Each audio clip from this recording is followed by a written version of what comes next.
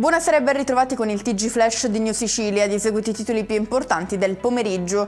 Andare a processo col giudizio immediato, a chiederlo è il presidente dell'ARS Gaetano Galvagno, indagato per corruzione, peculato e falso ideologico. Mercoledì l'incontro col GIP.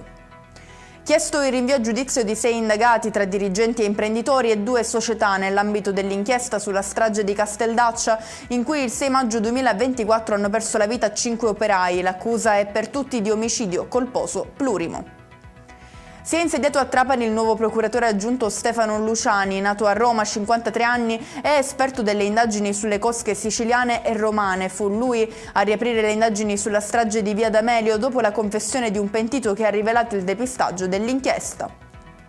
Rimaniamo a Trapani per il sequestro di oltre 47 kg di hashish trovati sulla spiaggia di Nubia. Diverse le ipotesi al vaglio degli investigatori, il carico potrebbe essere stato gettato in mare da un peschereccio nel tentativo di eludere un controllo in acqua.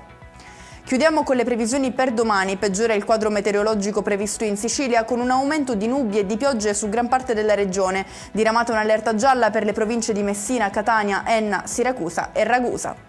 E con questo è tutto, prossimo appuntamento domani alle 13:30. Grazie per averci seguito, buon proseguimento di serata.